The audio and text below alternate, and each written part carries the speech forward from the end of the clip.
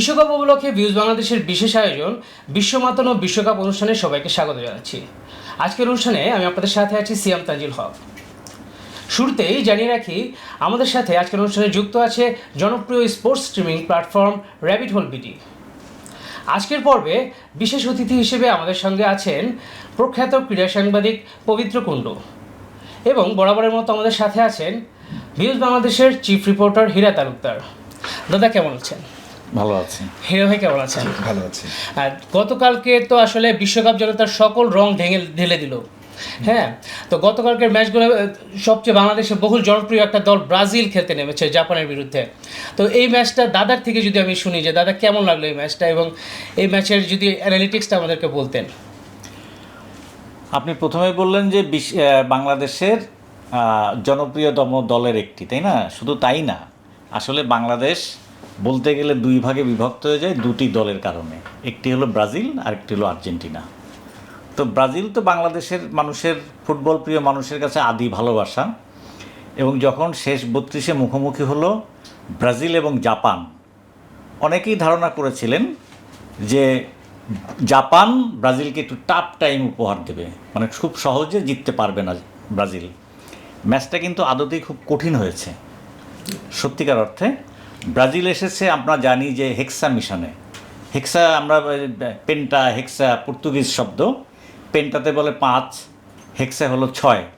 তার মানে ব্রাজিল এসেছে ষষ্ঠ শিরোপা জয়ের খোঁজে। তো ব্রাজিল তো বিশ্বের সবচেয়ে ফুটবলের সেরা দল, স্বাভাবিকভাবেই জাপানের তার সঙ্গে পেরে ওঠার কথা না। কিন্তু জাপান ইদানিংকালে যে ফুটবলটা খেলছে, এশিয়ার পরাশক্তি জাপান, এবং জাপান কিন্তু খুব ডিসিপ্লিন ফুটবল খেলছে। একদম যেটারে বলে কাঠামো, স্ট্রাকচার ঠিক রেখে যেভাবে এগোচ্ছে, তাতে ধারণা করা আমরা ধারণাই করেছিলাম যে ব্রাজিলের সঙ্গে জাপানের ম্যাচটি খুব জমবে এবং ব্রাজিল সহজে পার পাবে না।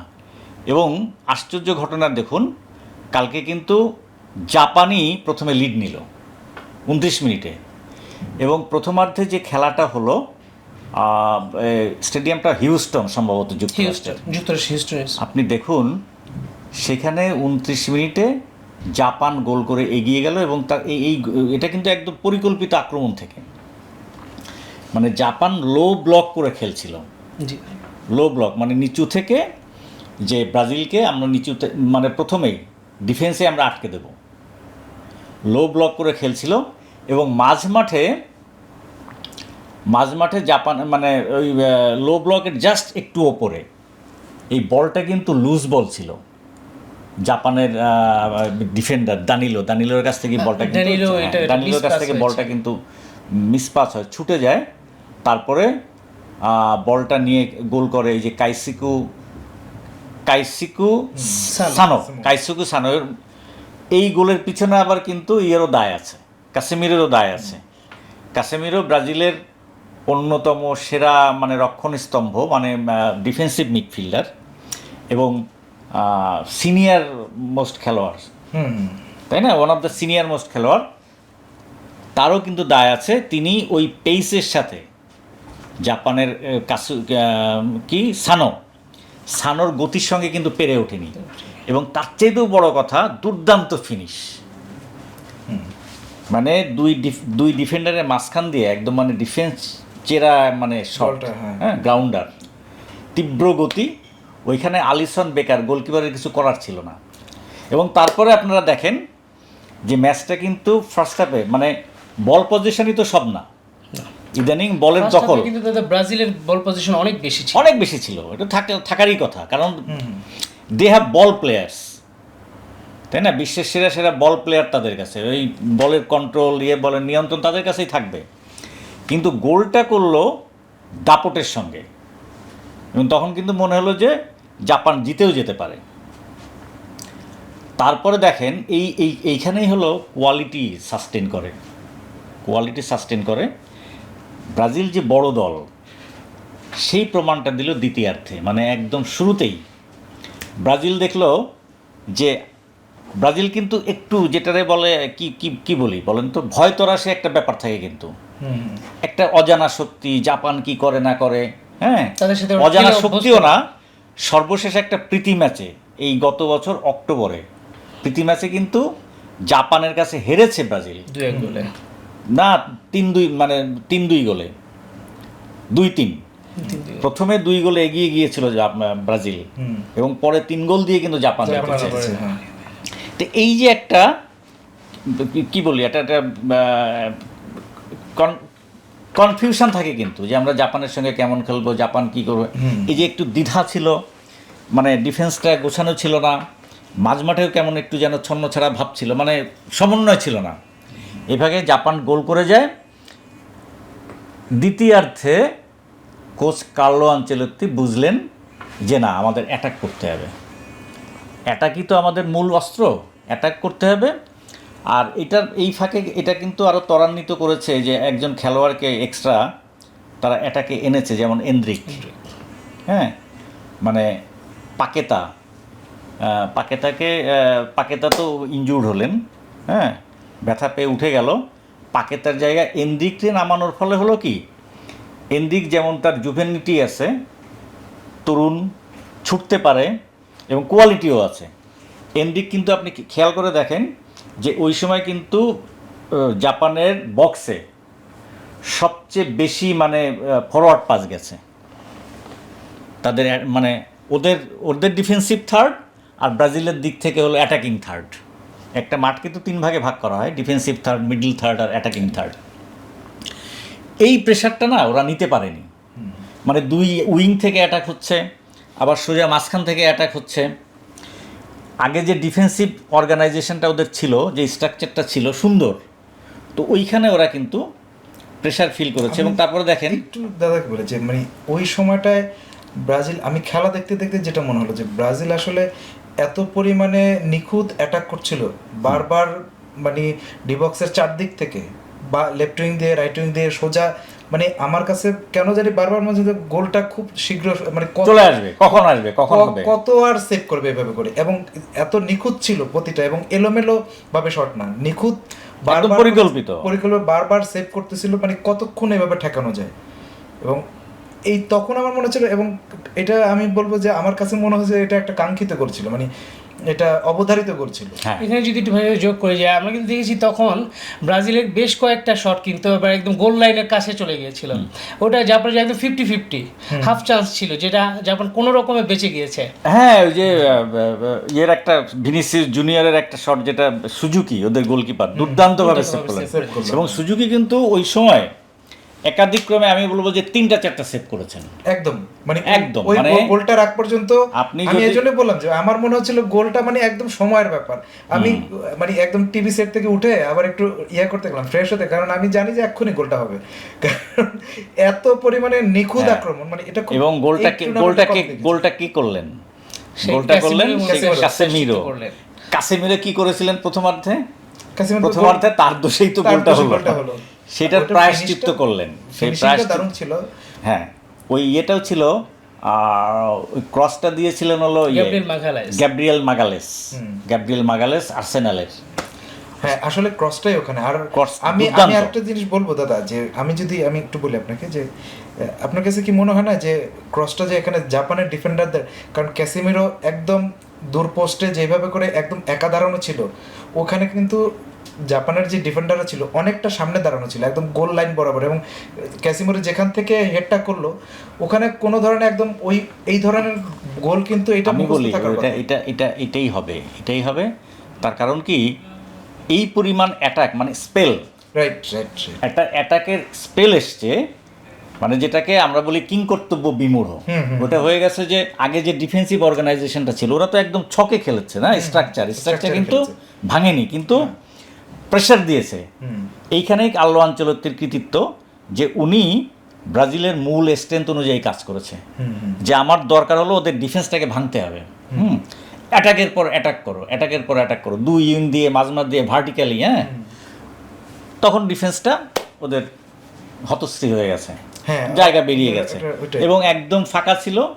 ওই সময় দুর্দান্ত একটা একেবারে মাপা ক্রস বলি না আমরা, ক্রস, হ্যাঁ, দুর্দান্ত হেড, এইখানে ক্যাসিমিরো থেকে ক্রসটাই বেশি আমার কাছে ইম্পর্টেন্ট ছিল। আর ওইখানে আনমার্ক ছিল, কিন্তু আনমার্ক একদম ক্যাসিমিরো এখন ওই যেটা বললেন দাদা, আগের কয়েকটা বলই ঠিক দূর পোস্টের পাশ দিয়ে যাচ্ছিল, হ্যাঁ, যেই কারণে তারা ওইটা কভার করছে, মানে গোলকিপারের পাশ দিয়ে যে এখান থেকে ক্রসটা আসতে পারে, এদের সে যে পিছন থেকে হেড দিবে, মানে আপনি বললেন না যে বারবার যখন একই ধরনের আক্রমণ হতে থাকে, মানে দিশেহারা হয়ে গেছে মানে ডিফেন্ডাররা, যে আমরা আসলে কি সামনে থেকে এটা সেভ করবো নাকি পিছন থেকে। এটা আমি কৃতিত্ব দেব, যেমন ধরেন ফার্স্ট হাফে কেন পারেনি। ফার্স্ট হাফে হলো যে তাদের তো দুই উইঙ্গার, যেমন ধরেন এইদিকে হলো ভিনিসিয়াস জুনিয়র, হ্যাঁ লেফটে, আর ওইদিকে হলো রায়ান, হ্যাঁ রাইট ইয়েতে। তো জাপানের কিন্তু ওই যে যেটা ডিফেন্সিভ স্ক্রিন মিডফিল্ডের ওইখানে কিন্তু ওদের আটকে দিচ্ছে, right wing back, left wing back, হ্যাঁ। এই এনদিক নামার ফলে হলো কি, পাকেতা কিন্তু ওইভাবে ডেলিভারি দিতে পারছিল না লুকাস পাকেতা। আর লুকাস পাকেতা একটু মানে পায়ে একটু লাগাও ছিল, একটু ইনজুর্ডও ছিল। তো ওইখানটায় হলো কি, এনদিককে দেখলাম সে ডান দিক থেকে অপারেট করছে, ভিতরে ঢুকে যাচ্ছে, আর বাঁদিকের ইয়ে থেকে মানে তার পজিশনটা অনেকটা ফ্রি মতো হয়ে গেল, ফ্রি হয়ে গেছে আর খুব স্পিডি, এনার্জেটিক। আমার কাছে যেটা মনে হচ্ছে, দাদাকে জিজ্ঞেস করি যে কালকে কি আমরা ভিনিসিয়াসকে ওইভাবে করে বল, ভিনিসিয়াস যেহেতু আমরা যখনই তার কাছে বল গেছে, আমি দেখছি যে দুজন করে ওখানে ডিফেন্ডার জাপানের, এবং তাকে এত বেশি মার্ক হচ্ছে। হ্যাঁ, ভিনিসিয়াস কিন্তু ওইভাবে খেলে না দাদা, খেয়াল করেন ওইভাবে কিন্তু কালকে কিন্তু তার যে স্বভাবসুলভ খেলাটা ওইটা খেলে না, যেই কারণে জাপান সর্বশক্তি এখানে নিয়োগ করে ভিনিসিয়াস তো ফার্স্ট হাফে তো অবশ্যই কিছুটা ম্লান ছিল না, অফ কালার ছিল অনেকটাই, যার জন্যই তো এই যে সেকেন্ড হাফে খেলাটা সে বুঝতে পেরেছে যে আমি অ্যাটাক করব, হ্যাঁ, ওই গোলটা এসে গেছে। আচ্ছা, তারপরে আমি বলবো এটা হার্ড ফট ভিক্টরি, এটা অবশ্যই, এবং জাপানের দুর্ভাগ্য কিন্তু এক ধরনের দুর্ভাগ্য যে আপনি 95 বা 96 মিনিটে 95 মিনিটও পার হয়ে গেছে। এখানে যদি একটু একটা প্রশ্ন করি যে তখন কিন্তু আমরা 60 মিনিটে দেখছিলাম যে নেইমার একটু ওয়ার্ম আপ করছিলেন, মাঠে নামবে, তখন কিন্তু কার্লো আনচেলত্তি নেইমারের সাথে আলোচনা করে পরে কিন্তু নেইমারকে নামালেন না, সেই জায়গায় উনি গ্যাব্রিয়েল মার্টিনেলিকে নামালেন, এবং গ্যাব্রিয়েল মার্টিনেলি কিন্তু গোলটা দিল। এটাও কি একটা ট্যাকটিক্যাল মাস্টারমাইন্ড জিনিয়াসের একটা স্ট্রোক? না, মার্টিনেলিকে উনি নামিয়েছেন কারণ আছে। আসলে ব্যাপারটা হয়েছে কি, ম্যাচটা তো ওই সময় খুবই ক্রুশিয়াল স্টেজে আছে, মানে এক্সট্রা টাইমে চলে যাবে। তা এর মধ্যে উনি নেইমারকে রেখেছিলেন কিন্তু এক্সট্রা টাইমের জন্য, যেহেতু আমি সেকেন্ড হাফে আমি গোল বের করতে মানে আমরা অবস্থায় নেই, জেতার অবস্থায় নেই, উনি নেইমারকে এক্সট্রা টাইমে নামাবে বলে কিন্তু ধরে রেখেছিলেন, হ্যাঁ। তা মার্তিনেল্লিকে নামানোর একটা কারণ আছে, মার্তিনেল্লি কিন্তু অনেক টল। আচ্ছা, আর একটা জিনিস খেয়াল করেছেন কিনা, এই যে জাপান কেন পারলো না, শরীরের ফিজিক্যালিটি একটা ব্যাপার আছে কিন্তু। শর্ট হাইট, জাপানি খেলোয়াড়দের উচ্চতা কম, আপনি দেখেন ডিফেন্স দেখেন, মিডফিল্ড দেখেন, অ্যাটাকার দেখেন, আক্রমণের সব খাটো। আর ব্রাজিলের খেলোয়াড়রা সবই কিন্তু টল, মানে এনদিক ছাড়া তো আমি দেখেছি সবাই টল। ওই জন্য আপনি দেখেন এয়ারে বল ওরা পারে নাই, দেখেছেন। জাপান কিন্তু ফার্স্ট হাফে আরো কয়েকটা অ্যাটাক করেছে, ওই যে উপর দিয়ে চলে গেছে, কারণ স্পট জাম্প দিতে হবে তো এত, মানে ওরা ডিফেন্ডার যে গ্যাব্রিয়েল টল, তারপরে দানিলো, আপনি চিন্তা করেন, একে তো ওদের অ্যাটাকাররাও মানে উচ্চতায় কম, তারপরে ডিফেন্ডারও এরকম ছিল। এই সুযোগটা নিয়ে কিন্তু টল খেলোয়াড় নামিয়েছে, এবং মার্টিনেলি তো নেইমারের চাইতেও দীর্ঘদেহী, আর ওই কারণে না, মার্টিনের গতি তো নেইমারের থেকে এখন নেইমারের যে হ্যাঁ এখানে একটু বেশি আছে, স্বাভাবিক। নেইমার তো একটু ইনজুরিতে আছেন, ইনজুরি থেকে কেবল ফিরেছেন, ম্যাচ ফিটনেসের ব্যাপার আছে, তাই না। আর নেইমারকে উনি ভেবে রেখেছিলেন যে আমি এক্সট্রা টাইমে নামাবো, যদি এক্সট্রা মধ্যে চলেই গেছিল সে, আমার ওই সময় ছিল তারা ভাবছিল যে এই সময় ফিনিশ হবে না, এটা অতিরিক্ত। হ্যাঁ, ওই যে এইটাও কিন্তু ওরা কনসেন্ট্রেশন কিন্তু লুজ করেছে জাপান। ওদের এই যে আপনার বদলি যে ডিফেন্ডার আও তানাকা, তার কাছ থেকে তো মিস পাসে বলটা ব্রুনো গিমারেসের কাছে গেল, এবং দেখেন ওইটাও কিন্তু এটাকে বলে ব্রিলিয়ান্স অফ মুভমেন্ট, হ্যাঁ, মানে মোমেন্ট অফ ব্রিলিয়ান্স। আপনি দেখেন পা থেকে যখনই বলটা ছুটে গেছে, মিস পাস হয়েছে, সাথে সাথে একেবারে চিতার ক্ষিপ্রতায় বা পায়ে নিয়ে গিমারেস কী করলো, বলটা দিয়ে দিল আপনার মার্তিনেল্লি। এবং মার্তিনেল্লি এত মার্তিনেল্লি কিন্তু বা পায়ে রিসিভ করেছে বল, বা পায়ে রিসিভ করে ডান পায়ে কিন্তু ফিনিশ করেছে। হ্যাঁ। এবং এমনভাবে সুজুকি কিন্তু হাত ছুঁয়েছে কিন্তু বলে, খেয়াল করেছেন? মানে বলে পেসটা এমনই ছিল, এমনই ক্লিনিক্যাল ফিনিশ, হাত ছুঁয়েও কিন্তু এটা বের করতে পারেনি বলটা, গোল। এটার পিছনে আমি একটা বলবো যে সেকেন্ড গোলটা দাদা, জাপান লাস্ট কি করলো 6 মিনিটে, মানে 90 মিনিট শেষ হওয়ার পরে জাপান বারবার যখন বল আসছিল তারা বাইরে ক্লিয়ার করছিল, যে সরাসরি এতে সাইড লাইনের বাইরে। তো ওরা ওই সময় টাইম কিল করছিল এবং ওই বলটা আমার কাছে বারবার মনে হচ্ছে ওরা যখন বাইরে দিচ্ছে, ব্রাজিল যখন থ্রো করছে তখন কিন্তু আবার ব্রাজিলের কন্ট্রোলে চলে আসছে। তা আমার কাছে হঠাৎ করে, মানে আমার কাছে যেটা মনে হয়েছে যে ও লাস্ট বলটা যখন ও ক্লিয়ার করতে পারলো না, ও আসলে ক্লিয়ার না, আমি যেটা দেখলাম সে আসলে পাস দিতে চেয়েছিল তার প্লেয়ারকে। এটাই তো ভুল। মানে এই ক্ষেত্রে কিন্তু দাদা একটা যেটা হচ্ছে রায়ান, যে রাইট উইং এ খেলে, সে কিন্তু এই পাসটা ইন্টারসেপ্ট করেছে, কিন্তু ও কিন্তু ওই ম্যাচে বেশ আমার মনে হয় খুব দুর্দান্ত খেলেছে। রায়ান আগের ম্যাচটা তো ভালো খেলেছে এবং রায়ান গুড। হ্যাঁ, না রায়ান তো পরেন না, আমি বলতেছি যে জাপানি প্লেয়ার, জাপানের যে ডিফেন্ডার যে পাসটা দিল এখানে, সে আসলে চাচ্ছিল যে আর ক্লিয়ার করবে, ওকে চাইলেই কিন্তু ক্লিয়ার করতে পারতো, বাইরে দিতে পারতো। সে চাচ্ছিল যে বারবারই তো করছি, কমপক্ষে 7-8 বার করলাম না, ওই জায়গা তো তার একজন সহ খেলোয়াড় ছিল, হ্যাঁ, আস্তে করে দিতে গেছে, কিন্তু বলটা আস্তে করে দিতে গেছে, এটা বলে জটলার মধ্যে, হ্যাঁ স্পিড বেশি হয়ে গেছে, সে ছিল জটলার মধ্যে, সে চাচ্ছিল যে ও বাইরে বের করতে চায় নাই, ও করছিল যে এটা থেকে একটা অ্যাটাক হোক, রাইট। আমি সেটাই বলছিলাম যে এটা থেকে একটা অ্যাটাক হোক, অন্তত অ্যাটাক না হোক, আমাদের মধ্যে দেয়া নেয়া করে 1 মিনিটটা আমরা একটা অ্যাটাক হোকই চাচ্ছিল। তার কারণ কি খেয়াল করেছেন কিনা, ব্রাজিলে কিন্তু ভার্টিক্যালি মাঝমাঠের জায়গাটা ফাঁকা ছিল, হ্যাঁ, কিন্তু ওইটা একটু হার্ড হয়ে যায়, মানে পাটা একটু বেশি লেগে যায়, বলটা চলে যায় গিমারেসের কাছে, এটা একদম, মানে সে আর ওই সময় নষ্ট বাইরে না এটাই তো এই যে দেখা গেল কি, মানে ম্যাচ শেষ হওয়ার পরে ওই তানাকা কিভাবে মাঠের মধ্যে একেবারে পড়ে কাঁপছে, তাই না, একেবারে অশ্রু সজল, বুঝেছে যে আমি সান্ত্বনা দিচ্ছি। ও যখন ওর পা থেকে বলটা গিমারেসের কাছে গেছে, তখনই সে তো বুঝে গেছে যে শেষ, গোল হয়ে গেছে।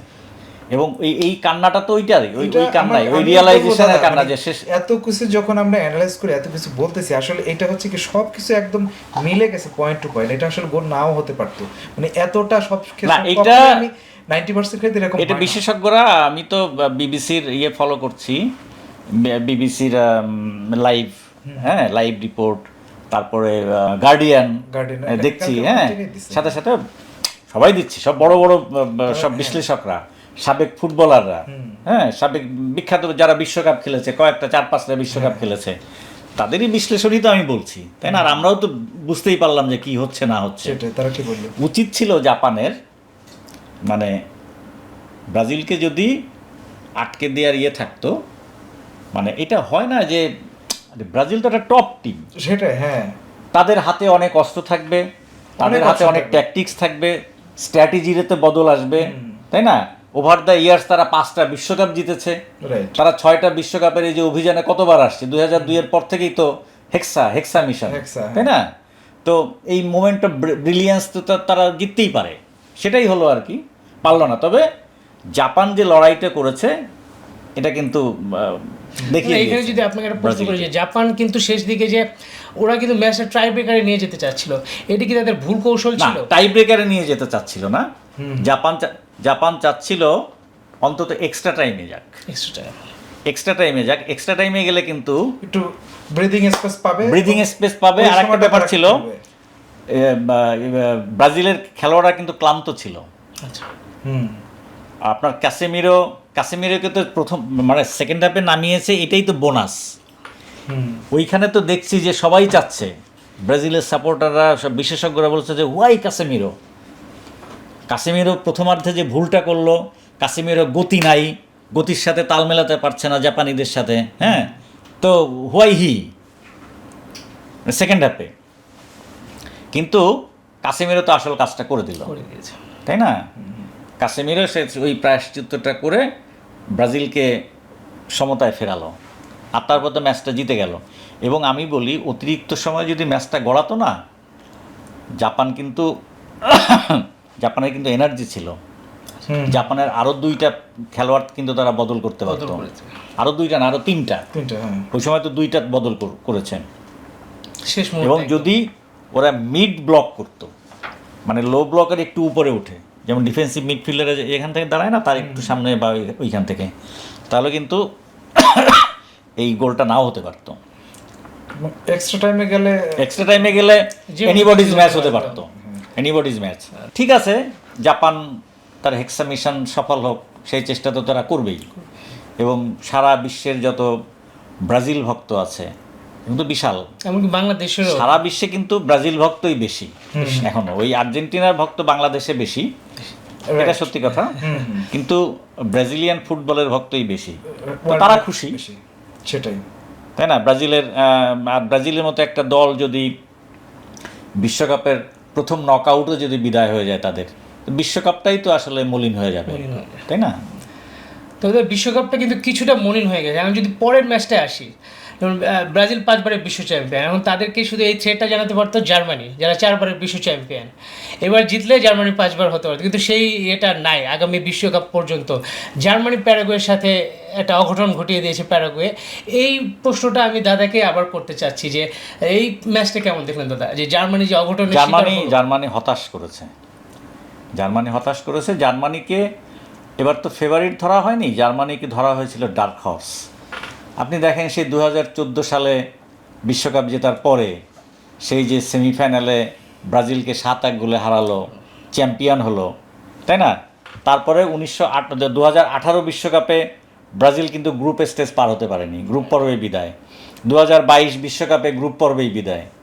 তার মানে 12 বছরে ওই বিশ্বকাপ জয়ের এই মানে আপনার রাউন্ড অফ 32 মানে নক আউটে গেল। এখানে যদি যোগ করে দাদা যে আরেকটা কিন্তু কোন একটা রেকর্ড কিন্তু ম্যানুয়েল নয়ের সাথে এসেছে, যে সেই আর্জেন্টিনার সাথে সেই ম্যাচে কিন্তু তার সর্বশেষ ক্লিন শিট, এরপরে কিন্তু আর ক্লিন শিট পায়নি টানা 10টা ম্যাচ। এইটা কি আসলে ম্যানুয়েলের বয়স হয়ে ম্যানুয়েল নয়ার হয়েছে কি, ম্যানুয়েল নয়ারের বয়স তো একটা ব্যাপারই, ফ্যাক্টরি। আর ম্যানুয়েল নয়ারকে অনেকে খুবই হাইলি রেট করে, কিন্তু ম্যানুয়েল নয়ার আপনি তার প্রতিটা ম্যাচ আপনি বিশ্লেষণ করে দেখেন, আপনার যদি স্মৃতি প্রতারণা আপনার সাথে না করে, ম্যানুয়েল নয়ার আমি দেখেছি, কারণ ম্যানুয়েল নয়ারের খেলা আমি তো সামনে বসে দেখেছি মাঠে। হ্যাঁ, আমি ওই 2010 বিশ্বকাপ কভার করেছি, 18 বিশ্বকাপ কভার করেছি, 2022 বিশ্বকাপ কভার করেছি। ম্যানুয়েল নয়ার কিন্তু অতিরিক্ত সিরিয়াস থাকে, অতিরিক্ত সিরিয়াসনেস আবার ক্ষতিকর। হ্যাঁ। আপনি দুর্দান্ত একটা সেভ করলেন, কিন্তু পরক্ষণে একটা বাজে গোল খেয়ে বসলেন। কালকে কি ম্যানুয়েল নয়ারের দোষ ছিল না? অবশ্যই ম্যানুয়েল নয়ারের দোষ ছিল, এবং ম্যানুয়েল নয়ার এমনভাবে এক্সপোজ করছিল আর কি ডিফেন্সটাকে।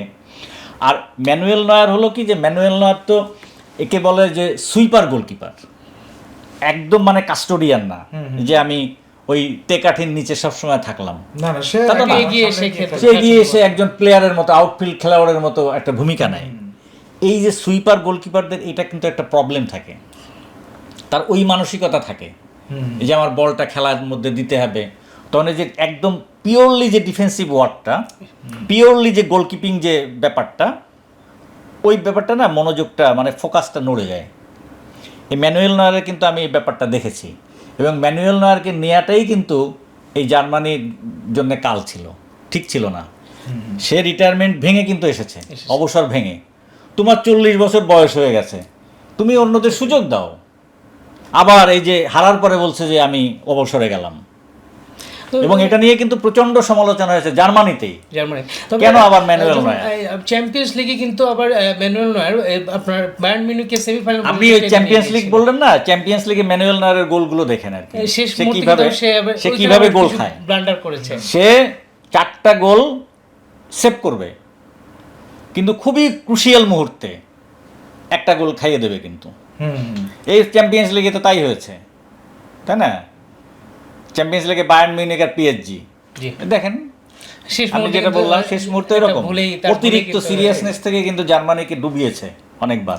আর জার্মানিকে এবার বলা হচ্ছিল যে জার্মানি হয়তো ভালো করতেও পারে, এই জায়গায় বায়ার্ন মিউনিখের অনেক খেলোয়াড় আছে, বেশ কয়েকজন নিউ মানে ক্রপস অফ প্লেয়ার্স, যেমন কাই হ্যাভার্টস, তারপরে লিরয় সানে, ভেরি স্লো, জামাল মুসিয়ালা, তারপরে ফ্লোরিয়ান ভির্টস, এরকম কয়েকজন আসে, হয়তো হয়তো ভালো করতেও পারে, কিন্তু কার্যত দেখা গেল জার্মানি কিছু করতে পারলো না। মাঝমাঠে সেই ক্রিয়েটিভিটি নাই। তারপরে খেলাটার মধ্যে সেটা ছিল। জার্মানির যে অরিজিনাল যে একটা ব্যাপার আছে না, গেগেন প্রেসিং বলে, এই বিষয়টা কিন্তু ওরা উদ্ভাবন করেছে। এই যে আপনার ইউরোতে না ইউরোতে অনেক আগেই এই যে রাল্ফ র্যাংনিক, অস্ট্রিয়ার কোচ, ওর হাত ধরে কিন্তু হয়েছে। তারপরে ইয়ের নাম কি, যে লিভারপুলের কোচ ছিল জার্মানি, ইয়র্গেন ক্লপ, তার হাত থেকে এটা ফ্লারিস্ট হয়েছে, তার হাত ধরে। গেগেন প্রেসিং হলো আমি বল যখন লুজ করলাম, ওই বল লুজ করার সাথে সাথে 3 দিক থেকে 4 দিক থেকে এসে কুইকলি ওই বলটা কাভার করতে হবে। গেগেন প্রেস মানে একদম চেপে ধরো। বলটা আমি হারিয়েছি, বল ওদের আমি পায়ে যেতে দেব না, ওই বলটা ওরা খেলতে পারবে না।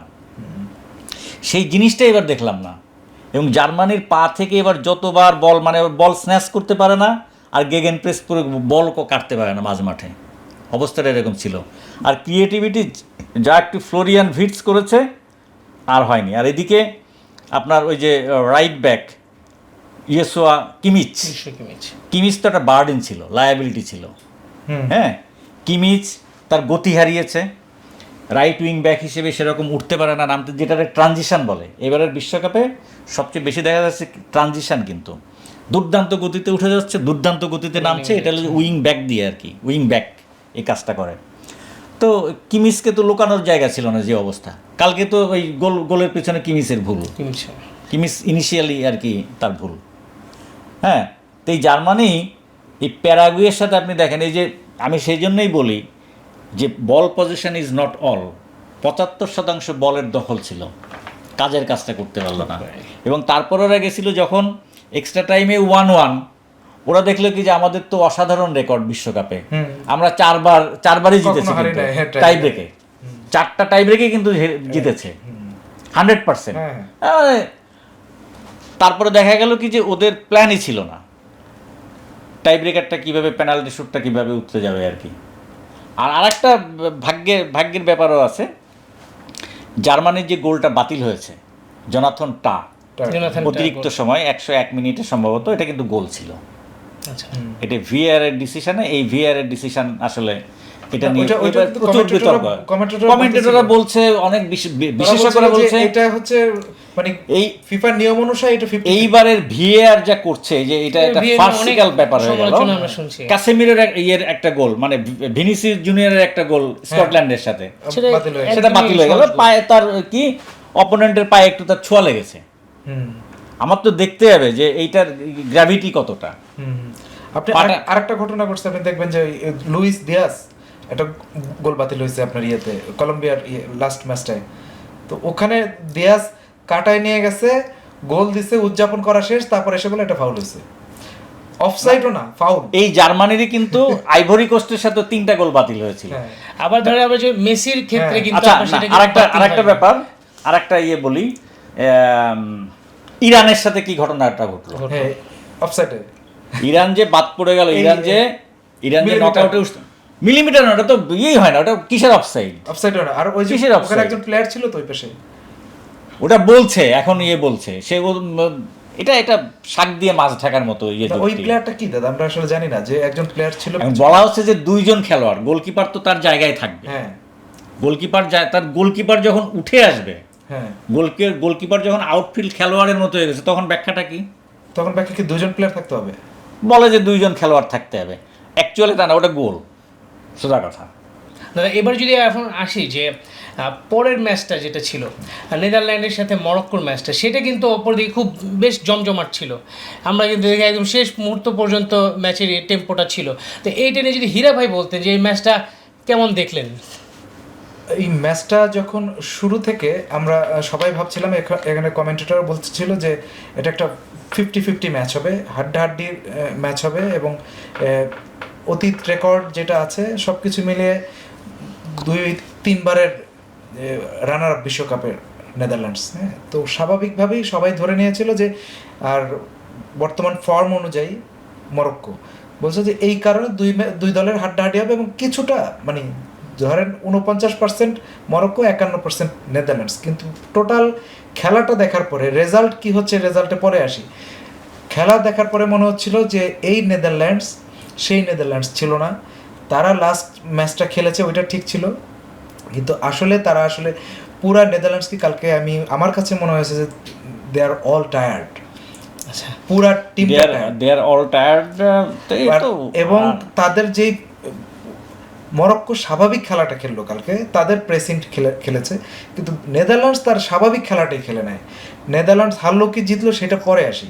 বিষয়টা হচ্ছে এই খেলাটাই নেদারল্যান্ডস, আমার কাছে যেটা মনে হচ্ছে দাদা, যে তারা তাদের খেলাটাই খেলতে পারে। আপনি দেখেন যদি বল পজিশনে বলেন, অ্যাটাকে বলেন, নেদারল্যান্ডসের বল পজিশন 35%। আপনি ভাবতে পারেন?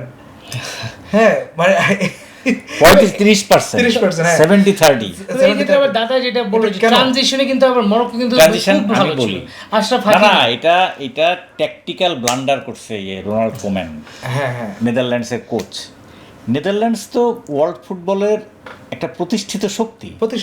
হ্যাঁ হ্যাঁ, একমাত্র তারা এত ফাইনাল খেলে। ওই যে এক জার্মান অর্থনীতিবিদ জোয়াকিম ক্লেমেন্ট, তাকে তো একদম বলেই দিয়েছিল যে এবার নেদারল্যান্ডস চ্যাম্পিয়ন হবে। নেদারল্যান্ডসকে বলা হয় চিরবঞ্চিত দল, চিরবঞ্চিত। সেই 74, 78 পরপর দুইবার ফাইনালে উঠে হেরেছে।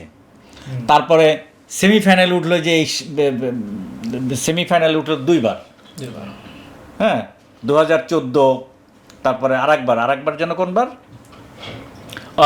2010-এও কিন্তু ওই যে 10 ফাইনালেই খেলেছে। তিনবার তারা ফাইনাল খেললো, এবং এই কোচদের ব্লান্ডারের কিন্তু ডোবে। হ্যাঁ, 3বার ফাইনাল খেললো, 2বার সেমিফাইনাল খেললো, এবারও তারা অন্যতম ফেভারিট। অনেকে বললো যে এইবার শিরোপাটা যাচ্ছে, বঞ্চনার অবসান হবে, তাই না? সেটা তো হলো না। এই রোনাল্ড কোম্যান কি করলেন? তিনি মরক্কোর প্রেসিং, উনি জানেন যে মরক্কো 2 উইং ব্যাক কাজে লাগিয়ে একটা স্পিডি টিম, উনি করলেন কি পুরো মিডফিল্ডটাকে স্যাক্রিফাইস করলেন। মিডফিল্ডারদের তুলে নিয়ে, মিডফিল্ডার খুব ভালো ভালো মিডফিল্ডার ছিল, কিন্তু আমার নামটা মনে পড়ছে না, তাদের বাদ দিয়ে প্যাসিভ ডিফেন্স সাজালেন, প্যাসিভ ডিফেন্সিভ ট্যাকটিক্স ওইখানে চলে গেলেন। এবং প্রথমেই হলো কি, মরক্কোর অ্যাটাকটাকে ইনভাইট করলেন যে তোমরা অ্যাটাক করো, আমরা ঠেকাচ্ছি। এই করতে করতে, আর মরক্কো যে স্পিড, মরক্কোর আপনি রাইট উইং ব্যাক দেখেন, আশরাফ হাকিমি এখন ওয়ার্ল্ডের সেরা রাইট উইং ব্যাক। তারপরে তাদের মাজরাউই যে ক্যাপ্টেনই তো লেফট উইং ব্যাক, না আশরাফ হাকিমি এবার না মনে হয়, আচ্ছা যাই হোক, আশরাফ ঠিক আছে, এই মাজরাউই, নাউসেরা মাজরাউই কি অসাধারণ খেললেন। লেফট উইং ব্যাক দিয়ে মানে সমানে উঠছেন বল নিয়ে, অ্যাটাক ঠেকাচ্ছেন, আবার ভিতরে ঢুকে মাঝ মাঠে এসে বল দিচ্ছে, আবার ডিফেন্সে চলে যাচ্ছে, একদম ডিপ ডিফেন্সে। এবং সমান ফ্রম দ্য ওয়ার্ড গো, যেটাতে বলা হয় যে শুরু থেকে শেষ পর্যন্ত যে প্রেসিং, ওই যে মাঝমাঠটা নাই, প্রথমে বলের দখল তো হারিয়েছে আর কি নেদারল্যান্ডস, ওইটা আর পেরে ওঠেনি। হ্যাঁ, তারপরে এই যে সাকম টু দ্য প্রেশার, সাকম করেছে আর কি, একটা গোল পেয়ে গিয়েছিল, কারণ ওদের তো স্কিল প্লেয়ার আছে। না, ওই গোলটা দাদা আমার কাছে মনে হচ্ছে গোলটা হচ্ছে একেবারে স্রোতের বিপরীতে একটা গোল, একের পর এক অ্যাটাক করছে। না, স্রোতের বিপরীতে না, ওদের প্ল্যান ছিল। আগে হচ্ছিল কি, আপনি খেয়াল করে দেখেন যে ওরা প্রেস করে কিন্তু বল নিতে পারছিল না, বাইরে স্ন্যাচ করতে পারছিল না, বলের কাছে যাচ্ছে পারছিল না, কিন্তু ওই একটা প্ল্যান ওদের ছিল যে জায়গা থেকে বলটা যাবে, গোল হবে, কাউন্টার অ্যাটাক থেকে ওই বলটা তো ওরা লুজ করেছে, কিন্তু মরক্কো। এবং ওইটা কি দাদা গোলকিপার উঠে আসলো ইয়াসিন বুনো, হ্যাঁ, তারপরে আর কি দুর্দান্ত finish Cody Gakpo. Ashraf Hakimi হচ্ছে তাদের একজন উইঙ্গার, ডিফেন্সিভ, এবং আমার আমি একটু বলি, ওই গোলটা 72 মিনিটে গোলটা হলো তো কোডি গাকপো, আপনারা খেয়াল করেছেন কিনা, সেলিব্রেশনটা লক্ষ্য করেছেন? কি বলেন তো, ও একটা কান্না জড়ানো একটা সেলিব্রেশন, মায়ের পেটের মধ্যে, উম্বের মধ্যে যে বাচ্চা থাকে, সেরকম এরকম ভাবে থাকে না, ওরকম ভাবে শুয়ে পড়লো, তারপরে বাচ্চা মারা গেছে একটা, তার বাচ্চা মানে ওইটা ওই যে মায়ের পেটেই মারা গেছে এই তো কয়দিন আগে, এই যে সে 3-4 দিন আগে, হ্যাঁ। 3-4 দিন আগে। তো ও সেই বাচ্চাটাকে উৎসর্গ করলো এবং সব তার সতীর্থ খেলোয়াড়েরা কিন্তু তাকে ইয়ে করলো যে আমরা আছি তোমার পাশে, এই জয়টা তোমার সেই অনাগত সন্তান আনবর্ন বেবি তাকে আমরা উৎসর্গ করলাম। কিন্তু তারপরেও ডাচরা নেদারল্যান্ডস তাদের খেলার মধ্যে কিন্তু ফিরলো না, হ্যাঁ, সেই রেকটিফাই করতে পারলো না কারণ ওই যে প্রথম থেকেই যে ফিল্ডটা হারিয়েছে আর কি, দখলটা, ওটা কিন্তু আর ইয়ে করতে পারেনি এবং ওখানে গেল। তারপরে হলো কি আপনি দেখেন টাই ব্রেকার সবচেয়ে আনপ্ল্যান থাকে। গত কোয়ার্টার ফাইনালে, গত 2022 কোয়ার্টার ফাইনালে কিন্তু তারা হেরেছে এই আর্জেন্টিনার কাছে, মনে আছে, কাতারে। সেই ম্যাচটা কিন্তু খুব দুর্দান্ত ছিল। সেইভাবে, হ্যাঁ, কি প্ল্যান করলো যে কে শট নেবে, কে ই করবে, তাই না, কি বাজেভাবে টাই ব্রেকারে তারা হারলো। মানে মরক্কো কিন্তু তাদের ফিরিয়ে দিল টাই ব্রেকারেই, 2 বার ওই যে আশরাফ হাকিমির স্পট কিক লাগলো ইয়েতে বারে, তারপরেও তারা পারলো না, মানে সুযোগটা নিতে পারলো না। শেষ শটটা আপনার ওদের যে সবচেয়ে ভালো খেলেছে মাঠে, রাইট উইংয়ে আর কি, সবচেয়ে ভালো খেলেছে, সেই মানে বল বানিয়েছে, সেই অ্যাটাকে গেছে, ওই প্লেয়ারটাই কিন্তু রাইট উইং আর কি, সেই কিন্তু উপর দিয়ে মানে না, তার বলটা ঠেকিয়েছে না, সে উপর দিয়ে মেরেছে, লাস্ট বলটা ঠেকিয়েছে। ওইটা হচ্ছে আপনার, ওইটা একটা মেন্টাল গেম ছিল। আমার লাস্ট বলছে যে হ্যাঁ, ইয়াসিন বোনো, এই যে ইয়াসিন বোনো কিন্তু ম্যান অফ দি ম্যাচ। হ্যাঁ, সে কি করছে, সে কিন্তু একটা বলই ঠেকিয়েছে। আপনি দেখেন, সে কিন্তু বলটা মারার সময় ডিস্টার্ব করে না, সে হচ্ছে সোজা গেল, একেবারে সোজা গেল, সবাই তো সাইড দিয়ে এসে কিক করে, সে সোজা গিয়ে যখন টার্গেট করলো, তো বুনো তো সে অনেক বড় এই সব সাইকোলজিক্যাল ব্যাপার তারা বছরের পর বছর, না বুনো তো গত ওয়ার্ল্ড কাপে 2022 ওয়ার্ল্ড কাপে তো সে 3টা পেনাল্টি ঠেকিয়েছে, সেভ করেছে। সে চিন্তা করছে তুমি কেন সোজা গেলা, তার মানে হচ্ছে তুমি সোজাসুজি কোথাও একটা মারবা, সেটা টার্গেট করছো। এবং ইন্টারেস্টিং, তারপরে সে পাশে গেল, পাশে যেয়ে যখন মারলো, বুনো সব সময় কিন্তু ঝাঁপায় পড়ে, মানে এই যে সাইকোলজিক্যাল, একবার লাস্ট ম্যাচে সে ঝাঁপালো না ডান দিকে না বাম দিকে, সেও সোজা মারলো, বুনো দাঁড়ায় রইলো সোজা, বুনো কিন্তু এবং বলটা জাস্ট সোজা গিয়ে একটু বাদিকে দিয়ে ঢুকছিল, বুনো জাস্ট হাতটা ওখানেই ছিল, ওখানে কখনোই থাকার কথা না হাত, কারণ তার সাইকোলজিক্যাল, এই যে একটা গোলরক্ষকের যে এই যে বছরের পর এই ধরনের বছরের পর বছর একই ধরনের প্র্যাকটিস করা, একই ধরনের জিনিস দেখা, সে চিন্তাই করছে ডাচ প্লেয়ারটা কেন সোজা গেল, সোজা গিয়ে সে একটা সোজাসুজি কিছু একটা টার্গেট করছে, এবং ওই টার্গেটটা ছিল খুবই সূক্ষ্ম, এবং বারের জাস্ট 2 আঙ্গুল নিচ দিয়ে ওইটা টার্গেট করেছিল, এবং নিশ্চিত গোল ওইটা, কারণ একটুখানি যদি হেলে পড়ে গোলরক্ষক তখনই কিন্তু এটা গোল হবে, সে হেলেই নাই। হ্যাঁ, গোলরক্ষক কিন্তু টাইব্রেকারে হয় ডানে না হয় বামে কোনো দিকে হেলে, সে কোনো দিকে না হেলে সেও সোজা মারছে, গোলকিপার সোজা দাঁড়ায় রইল এবং বলটা হাত দিয়ে ঠেকাই দিল। মানে এখানে বলবো এই সাইকোলজিক্যাল গেমটা উইন করেছে মরক্কো, এবং দুর্দান্ত একটা ম্যাচ আমরা দেখলাম। এবং এখানে আমি বলবো দাদা যে এখানে মরক্কোর আসলে জেতারই কথা, মরক্কো বেটার টিম, এটা নিয়ে কোনো ইয়ে না। নেদারল্যান্ডস, এটা হ্যাঁ, নেদারল্যান্ডস বলবো যে নেদারল্যান্ডসের পরের রাউন্ডে গেলে মানে হতাশাজনক পারফরম্যান্স। নেদারল্যান্ডসকে অনেকেই মানে ফেভারিট ধরেছে, এটা তাদের কিন্তু এটা মরক্কোর ডিজার্ভ করতে, এটা হ্যাঁ মরক্কো মানে এটা ডিজার্ভ করে জয়টা। এবারে যদি আসি যে পরবর্তী ম্যাচগুলো নিয়ে, পরবর্তী ম্যাচে আমি প্রথমে হিরো ভাইয়ের কাছে একটু জানতে চাই যে আইভরি কোস্টের সাথে খেলা হচ্ছে আর্লিং হাল্যান্ডের নরওয়ের, তো এই ম্যাচটা কি হতে পারে বলে আপনি মনে করছেন? এই ম্যাচটা হচ্ছে যে নরওয়ে আর আইভরি কোস্ট, দাদা আমার কাছে যেটা মনে হয় যে দুই ঘরানার দুইটা টিম প্রায় সমশক্তির।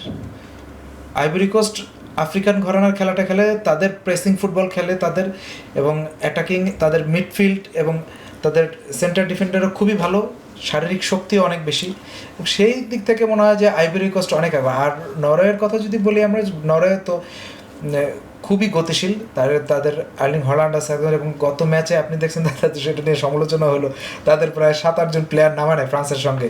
না, আমি এখানে আসলে আফ্রিকান স্টাইলের সঙ্গে ইউরোপের স্টাইলের একটা খেলা, একটা দ্বৈরথ দেখা যাবে। ইউরোপের স্টাইলের মধ্যেও কিন্তু আবার ভাগ আছে, 2টা ভাগ আছে।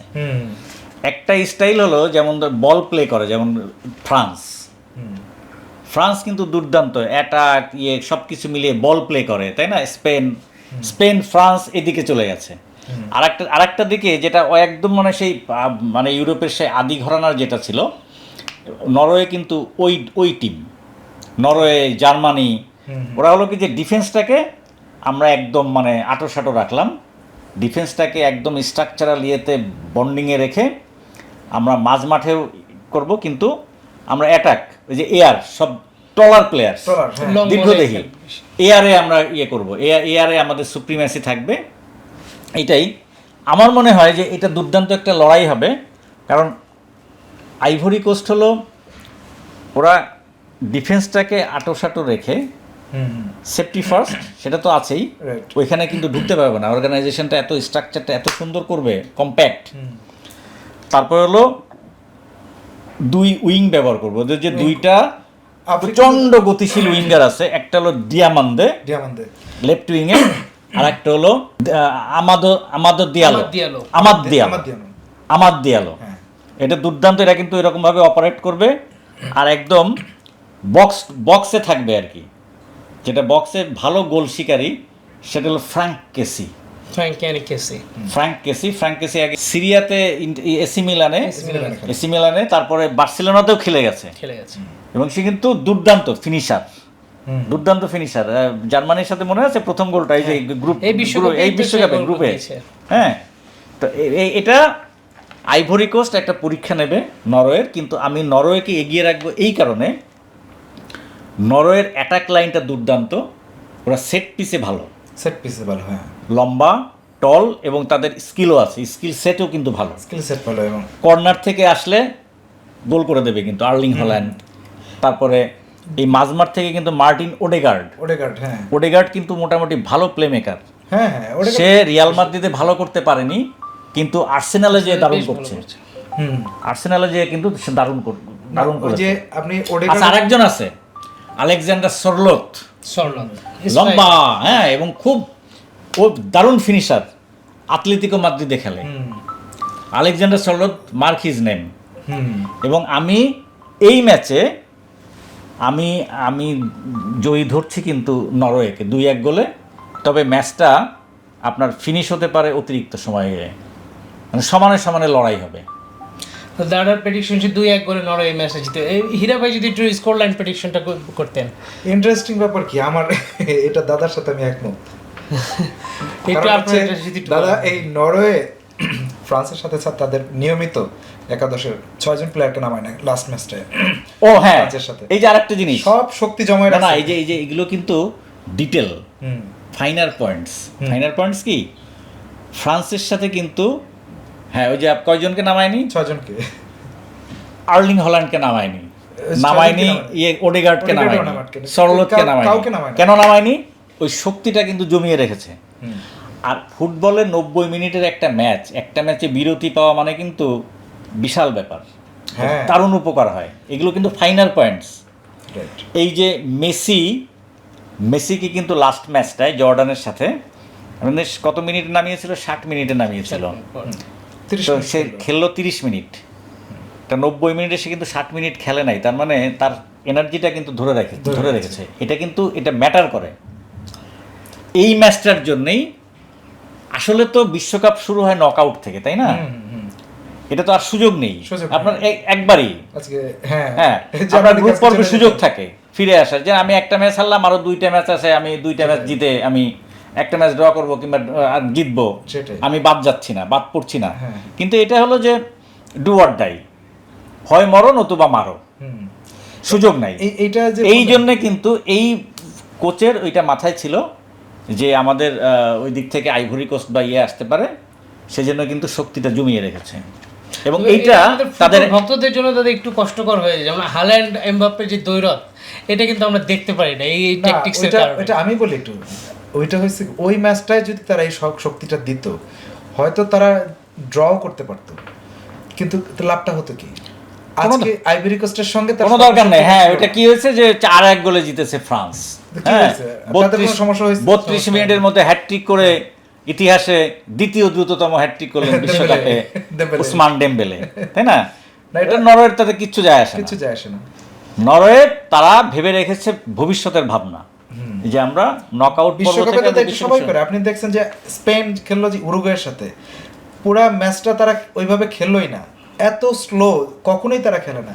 পরে লাফোয়েন্তে পরে বললো যে শোনেন, এটা আমি কেন করেছি সেটা আমরাই ভালো করে জানি, এটা সম্পূর্ণ ইচ্ছাকৃতভাবে।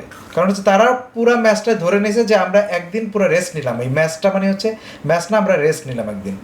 উরুগুয়ের সাথে গোল দিয়ে দিছে, আর একটা গোল হয়ে যেত, দরকার নাই তাদের। না, এই যে আর্জেন্টিনা কি করলো, এইভাবেই তো আপনার প্লেয়ারদের দেখতে হবে। আমার যখন গ্রুপ চ্যাম্পিয়নশিপ কনফার্ম হয়ে গেছে, হ্যাঁ, তখন আমি এই খেলোয়াড়দের দেখে নিলাম।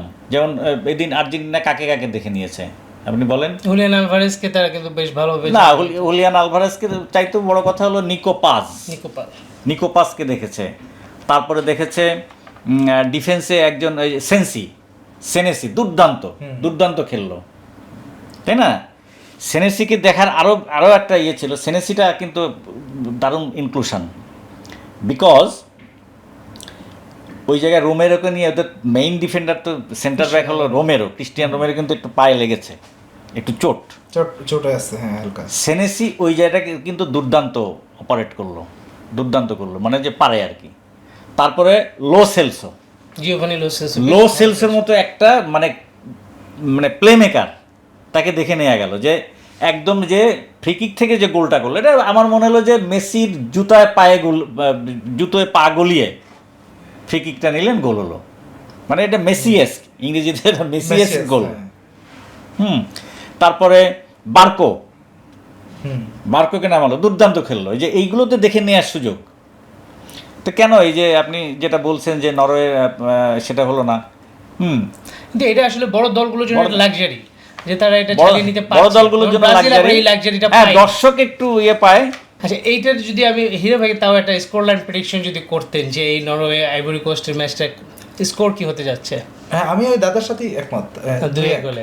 আচ্ছা, এইবার ফ্রান্স নিয়ে অনেক কথা হচ্ছে। এবার পরের ম্যাচটা কিন্তু ফ্রান্সের সাথে সুইডেনের, দুইটাই ইউরোপের দল।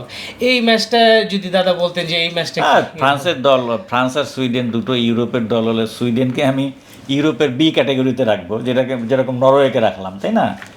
ইউরোপের এ ক্যাটাগরির দল হলো ফ্রান্স নাম্বার 1,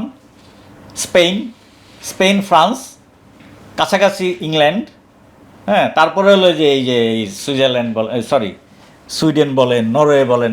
এটা তো অনেকদিন পরে সুইডেন আসলো আর কি, 28 বছর পরে। হ্যাঁ, সুইজারল্যান্ড পরিচিত শক্তি, কিন্তু ওরা ওই সেকেন্ড রাউন্ডের পর আর যেতে পারে না, লিমিটেশনস আছে আর কি। দুর্দান্ত খেলে, কিন্তু ওই এটা হয় কি, যে কিছু প্লেয়ার থাকতে হবে যার স্কিল সেট আছে। আমি যখন আটকে যাচ্ছি, ওইখান থেকে বেরোনোর উপায়টা খুঁজতে হবে। ব্রাজিল যেমন বেরিয়ে গেছে, কাসিমেরো একটা গোল করে বসলো, তাই না? কোনোভাবেই কিন্তু নেদারল্যান্ডস, মেসি, ওদের তো একটা মেসি নেই। আচ্ছা, মেসি কিভাবে হলো? জায়গা আটকে গেছি কি, আমাদের মেসি আছে। ওই যে আমি বিশ্বকাপ কভার করতে যে অনেক সময় তো শুনেছি অন্য দলগুলো বলে যে দেখো, আমরা আর্জেন্টিনার সাথে পারবো না, আমরা ব্রাজিলের সাথে পারবো না, কারণ আমাদের একটা মেসি নেই, আমাদের একটা নেইমার নেই, আমাদের একটা রোনালদো নেই। হ্যাঁ, এই যুগে যুগে এরকম যুগস্রষ্টা কিছু খেলোয়াড় আসে আর কি, এটা ম্যাটার করে। আচ্ছা, তারপর সুইডেনের যেমন কিছু ভালো খেলোয়াড় কিন্তু এবার আছে, ভিক্টর ইয়োকেরেশ। ফ্রান্সের সঙ্গে কোনো মতেই পেরে উঠবে না সুইডেন। এবং আমি আলেকজান্ডার আইজাক, ভিক্টর ইয়োকেরেশ, আইজাক কিন্তু বেশ ভালো ইজাক আর কি। আচ্ছা, যাই হোক, আলেকজান্ডার আইজাকে বলে। আর একজন আছে ওদের ভিক্টর ইয়োকেরেশ। আর ডিফেন্সটা মোটামুটি আছে, কিন্তু ঘটনা হলো যে এবারের বিশ্বকাপে খেলা হচ্ছে কিন্তু ট্রানজিশনের খেলা, উইং দিয়ে, বিশেষ করে উইং ব্যাক দিয়ে। ওই ট্রানজিশনে কারা শ্রেষ্ঠত্ব দেখাবে সেটার উপরে কিন্তু ডিপেন্ড করবে। তো ওইখানে ফ্রান্সের ধারে কাছেও নেই। আর ফ্রান্সের অ্যাটাক লাইনটা কি দেখেন, এমবাপ্পে আছে, উসমান ডেম্বেলে আছে, ব্র্যাডলি বার্কোলা আছে, তারপরে দেজিরি দুয়ে আছে। তারা উইং দিয়ে অ্যাটাক করবে, তারা ভার্টিক্যালি মাঝমাঠ দিয়ে অ্যাটাক করবে। অ্যাটাক আক্রমণ, ওই অ্যাটাক তো মানে সাস্টেন করতে পারবে না। ওই অ্যাটাকের সাথে কোপ আপ করতে পারবে না। হ্যাঁ, ফ্রান্সের কিন্তু একটু সমস্যা আছে, মাঝে মাঝে কিন্তু তাদের ডিফেন্স একটু অমনোযোগী হয়ে পড়ে, কনসেন্ট্রেশন ল্যাপস করে। এটা বিকজ আমি আমি আমার মনে হয় যে এটা শারীরিক একটা ব্যাপার আছে। উইলিয়াম সালিবা খুবই ভালো ডিফেন্ডার আর্সেনালের। সালিবার কিন্তু ব্যাক পেইন আছে, আচ্ছা, ব্যাক পেইন নিয়ে কিন্তু খেলছে। তো তারপরেও মানে ফ্রান্সের সাথে এটা তুলনাই হবে না। আমি দেখছি যে এই শেষ 32-এ এইটা তো বড় ব্যবধান হতে পারে। সুইডেনকে হল্যান্ড 5 গোল দিয়েছিল, তাই না? জি, এইরকম কিছু হয়ে যেতে পারে। 5-0 গোলে কি তাহলে না, ফ্রান্স 5-0 গোল না, 3 গোলের ব্যবধানে জিতবে জিতবে? ফ্রান্স। এইটাই যদি আবার হীরা ভাইকে যদি একটু প্রশ্ন করে যে এটা যদি একটু প্রেডিক্ট করতেন আর কেমন দেখতে যাচ্ছেন এই ম্যাচটা। এই ম্যাচটা যদি আমি বলি দাদার সাথে আমি একটু ডিফার করি, সেটা হচ্ছে যে সুইডেনের আমি লাস্ট ম্যাচগুলো দেখলাম এবং তাদের যেটা দেখলাম দাদা, সব কিছু মিলে আমার কম্প্যাক্ট একটা দল মনে হয়েছে, মানে ওই বি ক্যাটাগরির মধ্যে। ফ্রান্স যদি কোনো ধরনের তাদের, হ্যাঁ আপনি যেটা বলেছেন তাদের একদম ঠিক, যে ফ্রান্সের এই ধরনের অ্যাটাকের পর অ্যাটাক আক্রমণগুলো মানে থামানোতে হলে একমাত্র এটার প্রতিরোধ হলো কাউন্টার অ্যাটাক, একের পর এক কাউন্টার অ্যাটাক। তখন কিন্তু ফ্রান্স মাঝমাঠে সরে আসবে। এইটার জন্য দরকার কি স্পেনের মতন দল, হ্যাঁ, সুইডেনের না মতন দল। অ্যাটাক কাউন্টার অ্যাটাক কারা করতে পারে?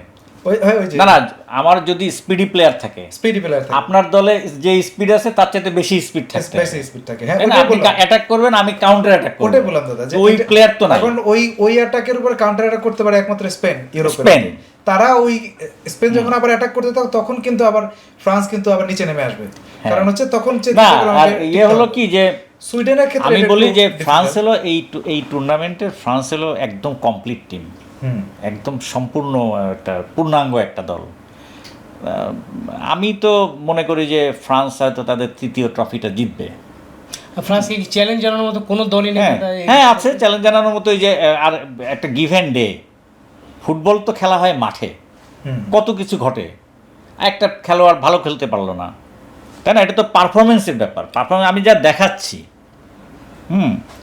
আমি যে মন থেকে বলছি সেটা না তো, আমাকে করে দেখাতে হবে। ওই যে মোমেন্ট, ফুটবল হলো মোমেন্টাম। মাঠে যদি দেখা যায় যে খারাপ খেললো ওই দিন, হতে পারে এটা গিভেন ডেতে যে খারাপ খেললো, জিততে পারে। কিন্তু থিওরিটিক্যালি ফ্রান্স হলো সবচেয়ে complete team. Spain very near to them, কিন্তু স্পেনের কিছু প্রবলেম আছে ওদের। এই যে স্কোরিংয়ে যে হয় কি যে ওরা সিদ্ধান্তহীনতায় ভোগে।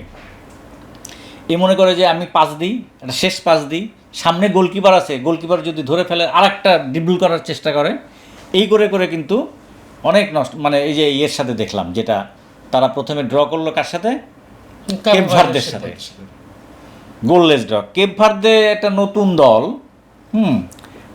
স্পেনের মতো দলকে যদি গোললেস রুখে দিতে পারে, তাই না? তো তাদের ওই স্কোরিংয়ে প্রবলেমটা আছে। তাছাড়া মানে স্পেন হলো ভেরি নিয়ার টু ফ্রান্স। আর আমার যদি বলেন যে এই দাদার কথা ধরে বলি যে সুইডেন এবং ফ্রান্সের মধ্যে আমার কেন যেন মনে হয় এই ম্যাচটা হঠাৎ করেই বেশ আকর্ষণীয় হবে। আমাদের এরকম আগে থেকে প্রেডিকশন আমরা হয়তো, আমার এরকম মনে হয়েছিল, কিন্তু হঠাৎ করে আমার কেন মনে হচ্ছে যেন সুইডেন সর্বশক্তি দিয়ে, সুইডেনের কোচও কিন্তু ঘোষণা দিয়েছেন যে আমরা কিন্তু ফ্রান্সের খেলাটা খুব ভালোভাবে চিনি, ভালোভাবে জানি।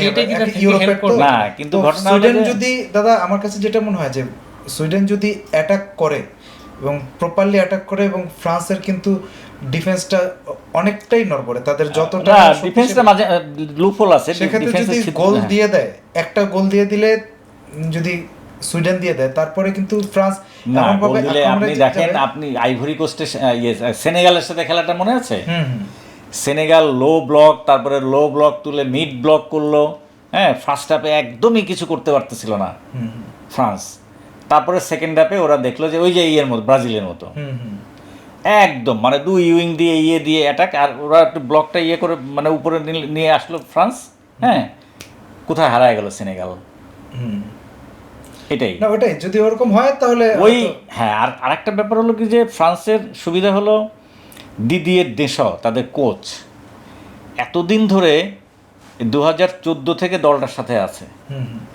এতদিন ধরে আছে, উনি একটা ওয়ার্ল্ড কাপ অলরেডি জিতিয়েছেন কোচ হিসেবে, আর একটা পরের ওয়ার্ল্ড কাপে উনি আবার ফাইনালে নিয়ে গেছেন।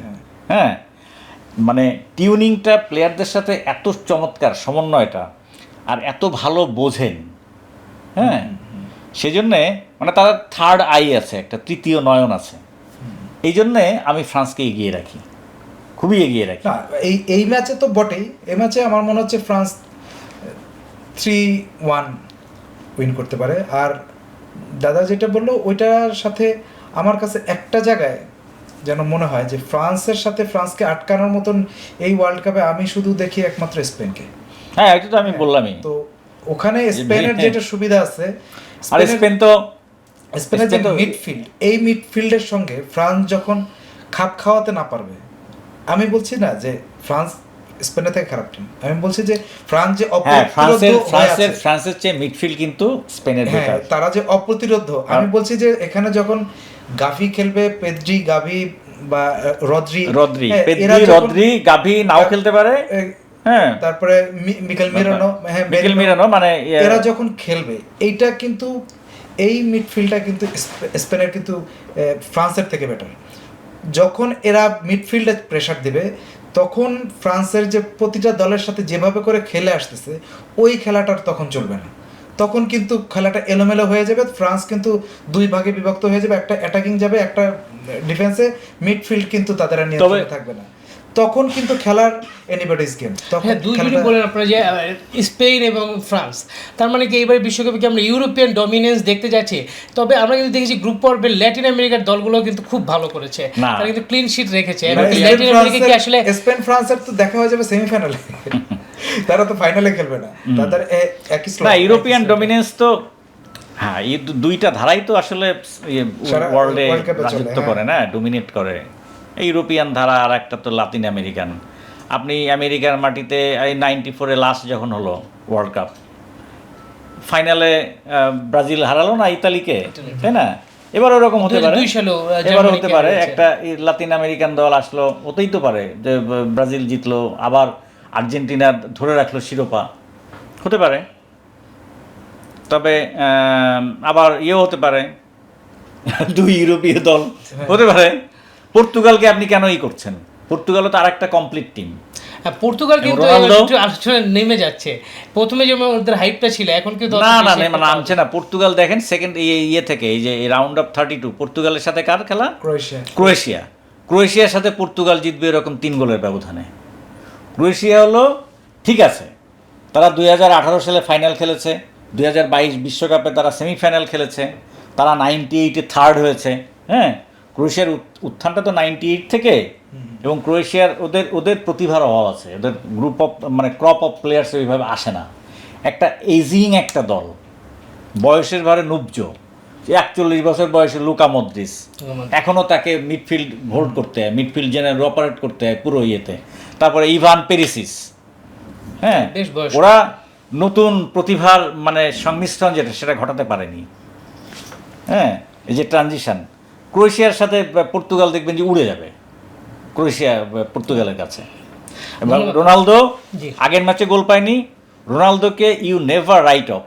রোনালদো স্টিল, তার মধ্যে যে হাঙ্গার আছে, দেখেন প্রথম ম্যাচে তার সতীর্থরা তাকে পাস দেয় নাই, গোল কিন্তু পায় নাই, নিজেরও নড়াচড়া। আর সেই 10 বছর আগে রোনালদোকে তো আপনি পাবেন না, তাই না? রোনালদো ওই জিনিসটা আছে, আগের ম্যাচে গোল পায়নি, এইবার দেখবেন যে ওকে গোল ক্ষুধা, মানে যেটা গোল হাঙ্গরি থাকবে, গোল কিন্তু পেতে পারে। আর ওই বোঝাপড়াটা যদি থাকে, আমার মনে হয় যে না, ওই কম্বিনেশনটা কিন্তু হয়েছে প্রথম ম্যাচের পরে, তার টিমমেটদের সাথে একটা বোঝাপড়া হয়েছেই। রোনালদো দেখবেন যে পর্তুগালকে টানছেন আর কি, হ্যাঁ। রোনালদো নিজে না পারেন, রোনালদোর নামটা টানবে আর কি। সতীর্থরা তো রোনালদোর জন্য খেলবে, যে এত বড় একটা প্লেয়ার, বিশ্বের সেরা, যাকে দুইজনের একজন, যারা 20 বছর ধরে, হ্যাঁ, সে কিছু পাক, বিশ্বকাপের তো কিছু ঋণ থাকে, সত্যি করুক, তাই না? এরকম ব্যাপার আছে। এবারে যদি আসি, এবারে সর্বশেষ ম্যাচ দাদার কাছে আসবে সব শেষে। এবারে হীরা ভাইয়ের কাছে বলি যে লাস্ট ম্যাচটাও কিন্তু ছোট দল কোনো দলকেই বলা যায় না, ইকুয়েডর আর হচ্ছে আপনার ইকুয়েডরের সাথে খেলা পড়েছে মেক্সিকোর, স্বাগতিক মেক্সিকো। তো এই ম্যাচটাতে আপনার কি মনে হয় যে কেমন? ইকুয়েডরের কিন্তু ভালো একটা গল্প আছে, তারা জার্মানিকে হারিয়ে শেষ মুহূর্তে তারা এসেছে, আর মেক্সিকো এইবারের বিশ্বকাপের অন্যতম একটা ডার্ক হর্স। তো এই ম্যাচটার সম্পর্কে যদি বলতেন হীরা ভাই। জার্মানিকে তো মানে জার্মানির যে শেষের গল্প ওটা তো শুরু হয়েছিল ইকুয়েডর ম্যাচ দিয়ে এই বিশ্বকাপে।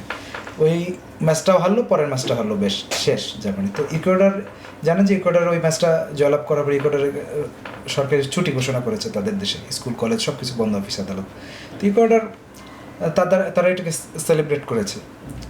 তো জার্মানি সেলিব্রেশনের পরে তাদের এখন আরেকটা সেলিব্রেশন হবে। হ্যাঁ, ইকুয়েডর যদি আপনি বলেন শক্তির পত্তার বিচারে আমি বলবো যে দাদা ইকুয়েডর ভালো টিম, ইকুয়েডর ভালো টিম। মেক্সিকো ইকুয়েডর প্রায় কাছাকাছি। হ্যাঁ, ওরা একটা হাই প্রেসিং কিন্তু ফুটবল খেলতে পারে, এবং তাদের ডিফেন্স জার্মানির সাথে কিন্তু সেটা তারা দেখিয়েছে একদম, মানে দারুণভাবে তারা মানে এক্সিকিউট করেছে। আচ্ছা, তারপরে কাইসেডো, ওদের কিন্তু ওই যে হ্যাঁ বেশ ভালো খেলোয়াড়, দুর্দান্ত প্লেয়ার কিন্তু, হ্যাঁ দুর্দান্ত প্লেয়ার। এটা তারা তো একটু সামনে যাওয়ার তাদের সুযোগ থাকবে, বা তাদের চেষ্টাও থাকবে, আকাঙ্ক্ষা থাকবে, সেই অ্যাবিলিটি তাদের আছে। কিন্তু আমি এই ম্যাচে আমার কাছে যদি জানতে চান, আমি মেক্সিকোকে এগিয়ে রাখবো। বিকজ মেক্সিকোর কিন্তু ফুটবল কালচার বা ফুটবল হিস্ট্রি বলেন, এটা ওই ইকুয়েডরের চাইতে অনেক রিচ। হ্যাঁ, মেক্সিকোর কাছে কিন্তু বিশ্বকাপ ফুটবলের অনেক ঋণ আছে, আর নিজেদের মাটিতে তারা খেলবে। এই মেক্সিকো তৃতীয়বারের মতো বিশ্বকাপ আয়োজন করছে, এবং মেক্সিকোকে বলা হয় আন্ডার অ্যাচিভার। আজকে আমরা ওই হলুদ ঢেউ, হলুদ সর্ষে ক্ষেত কিংবা নীল সাদা, আমরা এই প্রাঙ্গণ আমাদের ভরিয়ে তুলি এইসব রঙে, তাই না? কি মানে সাপোর্ট, যে ফ্যান বেজ। আপনি বিশ্বকাপে গেলে দেখবেন যে মেক্সিকোর সবুজ ঢেউ কোনো অংশে কম না। মেক্সিকান ঢেউর উদ্ভব থেকে, এবং মেক্সিকো কোনো কোনো জায়গায়, আমি তো যে গতবার কাতারে যে, তারপরে আপনার রাশিয়াতে যে, আমি মেক্সিকানদের বেশি দেখেছি উৎসব, মেক্সিকান ফ্যান্স, এবং ওরা কিন্তু প্রচণ্ডভাবে ফুটবল ভালোবাসে। আর দেশের ভালোবাসা, দেশের মাটিতে খেলা, এটা কিন্তু মেক্সিকোর জন্য একটা বড় শক্তি। আর মেক্সিকোর টিমটাও খারাপ না, মানে একটা কম্বাইন্ড একটা আছে, হ্যাঁ একটা টিম হিসেবে খেলছে। আমি এই ম্যাচে এগিয়ে রাখবো মেক্সিকোকে, তবে ইকুয়েডর উপেক্ষণীয় শক্তি নয়। হ্যাঁ, স্কোরটা কি হতে পারে এটা যদি একটু, এটা আমাদের একটা সেগমেন্ট থাকে যে স্কোর 1-0 মেক্সিকো, মানে একটা হাড্ডাহাড্ডি লড়াই আমরা দেখব, হাড্ডাহাড্ডি লড়াই হবে মেক্সিকো। আমার মতে আমার মনে হয় যে 1-0 গোলে জিতবে মেক্সিকো। এটা যদি স্কোর লাইন প্রেডিকশনটা হিরো ভাই করতে, মেক্সিকো, আমারও মেক্সিকোই মনে হয়, কিন্তু এটা 2-1 মেক্সিকো 2, মানে ক্লিন শিট থাকবে না। না, মেক্সিকো 2 ইকুয়েডর 1। গোল খুব বেশি আমি বললাম না, কারণ এখানে দুই দলের ডিফেন্স খুব ভালো, খুবই ভালো। ধন্যবাদ দাদা, ধন্যবাদ সবাইকে। এই ছিল আজকের পর্বে। আপনার প্রিয় দলগুলো কেমন করছে বিশ্বকাপে, বা কেমন করবে সামনে, জানিয়ে দিতে পারেন আপনার মতামত, আপনার প্রেডিকশন কমেন্ট বক্সে। ধন্যবাদ।